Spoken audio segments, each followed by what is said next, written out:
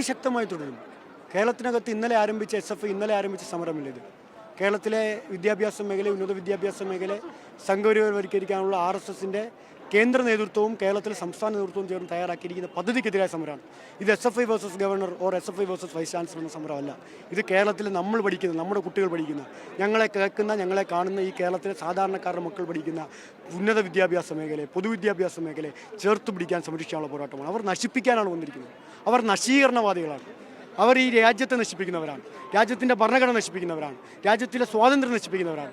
അവരിപ്പോൾ കേരളത്തിൽ ഉന്നത വിദ്യാഭ്യാസ മേഖല നശിപ്പിക്കാൻ ശ്രമിക്കുക. അതിനെ നമുക്ക് അംഗീകരിക്കാൻ കഴിയില്ല. അതിനെതിരായി അതിശക്തമായ സമരം കേരളത്തിലെ വിദ്യാർത്ഥികൾ നടത്തിക്കൊണ്ടിരിക്കുകയാണ്. ആ സമരം അതിശക്തമായി തന്നെ കേരളത്തിലെ വിദ്യാർത്ഥി പ്രസ്ഥാനം മുന്നോട്ട് കൊണ്ടുപോകും.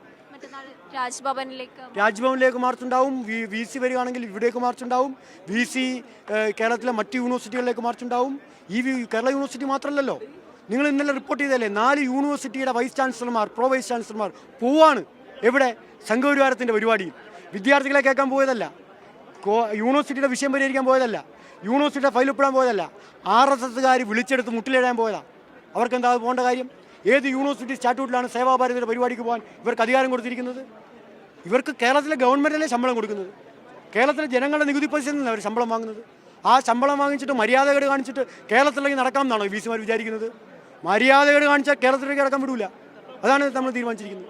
അങ്ങനെ മര്യാദകേട് കാണിച്ചൊന്നും കേരളത്തിനകത്ത് നടക്കാം എന്നൊരു വൈസ് ചാൻസലറും വിചാരിക്കേണ്ടതില്ല. RSS എന്തെങ്കിലും പറയുന്നുണ്ടെങ്കിൽ അത് ചെവിക്കകത്ത് വെച്ചോണം, തലയ്ക്കകത്ത് വെച്ചോണം. ഇത് കേരളത്തിലങ്ങ് പ്രാവർത്തികമായി കളയാം എന്നൊന്നും RSSകാരും വിചാരിക്കേണ്ട കാര്യമില്ല. അതിനെ തടയും, അതിനെ അതിശക്തമായി ചെറുക്കും, പരാജയപ്പെടുത്തും. അതാണ് ഇന്നത്തെ ചരിത്രം, അതാണ് വർത്തമാനത്തിൽ സംഭവിക്കുന്നത്.